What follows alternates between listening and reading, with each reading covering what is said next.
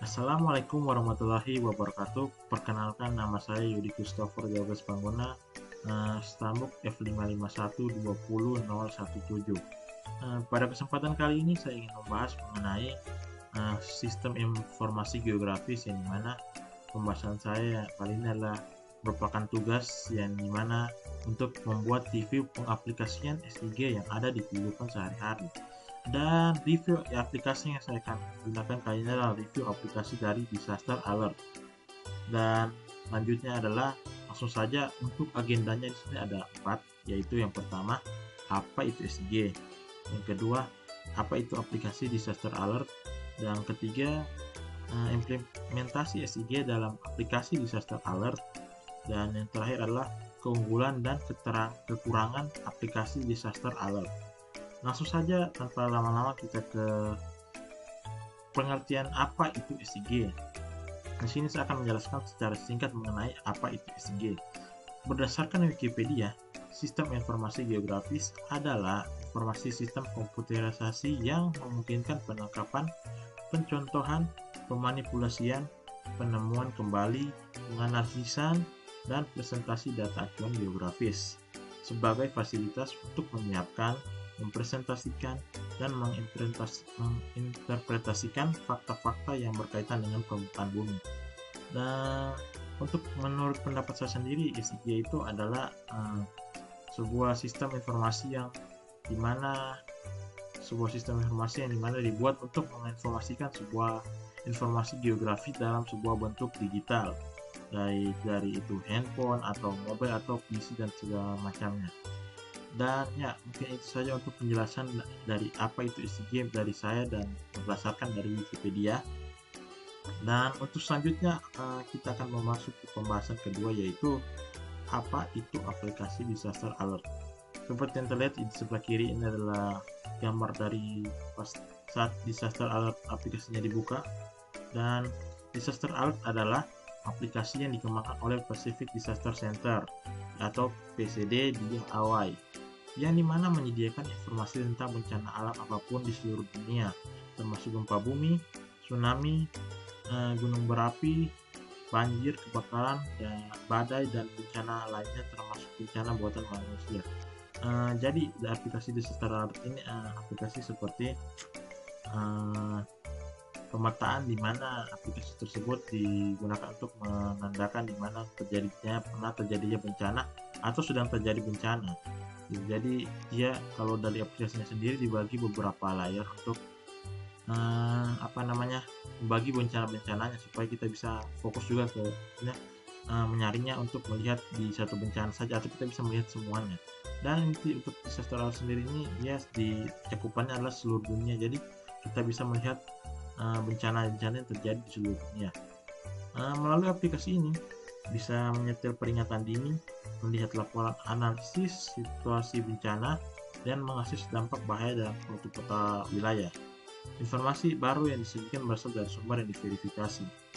Maksudnya di sini adalah dari menyetel peringatan dini ini seperti kayaknya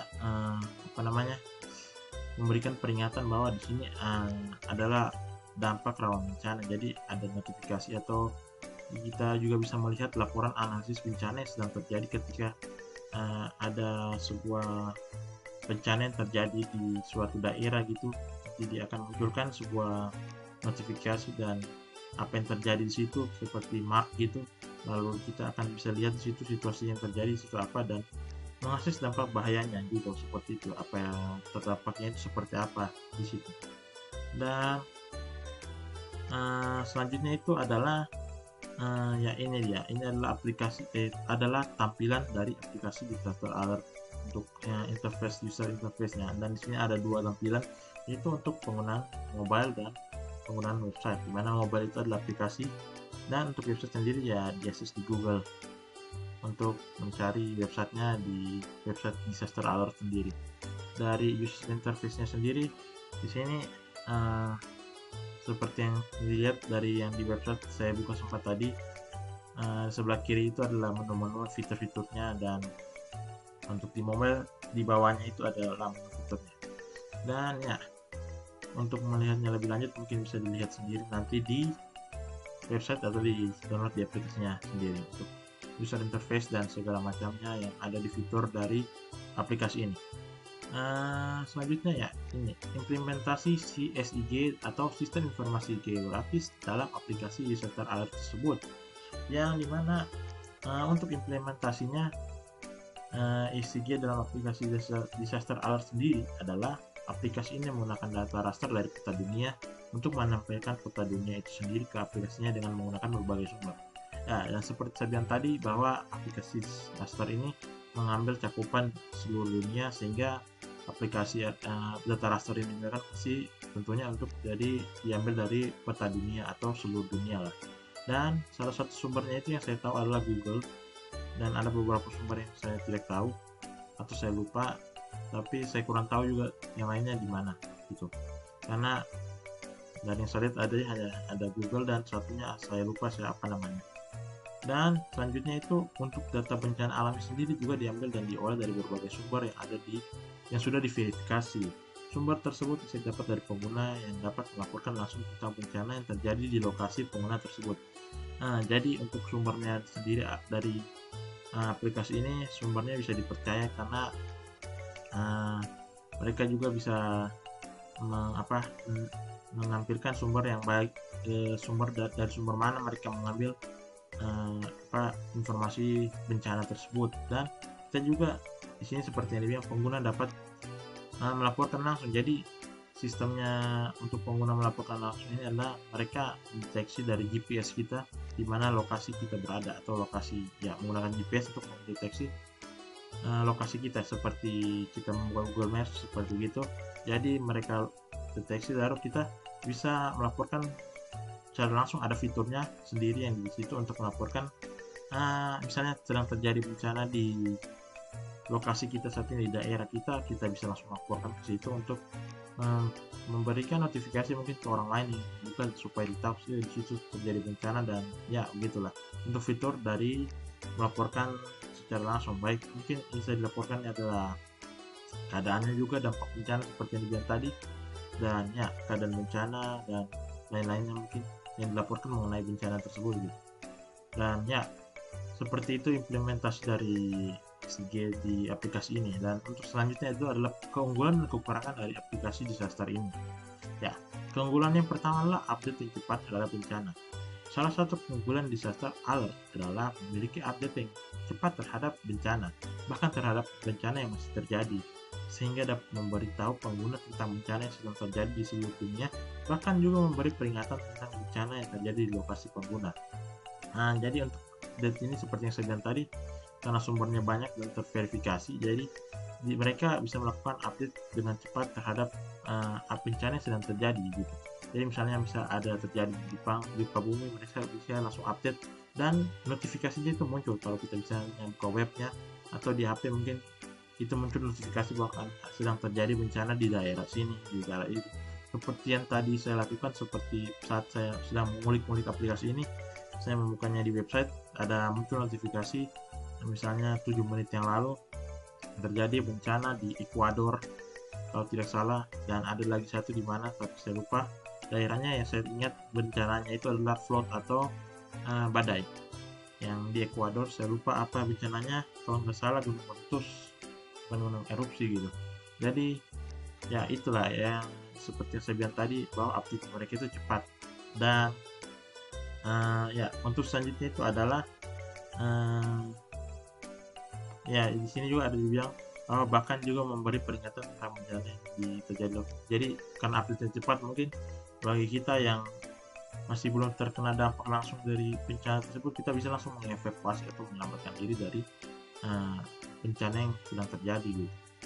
Nah, langsung yang kedua adalah memiliki informasi banyak jenis bencana. Nah, ini adalah salah satu fitur yang menarik juga, karena disaster alert memiliki total 18 jumlah tipe atau jenis bencana yang dapat ditampilkan informasinya, mulai dari gempa bumi sampai bencana buatan dapat ditampilkan. Dan tidak hanya itu, sekarang juga ada informasi lengkap mengenai wilayah terdapat COVID-19 yang dapat ditampilkan.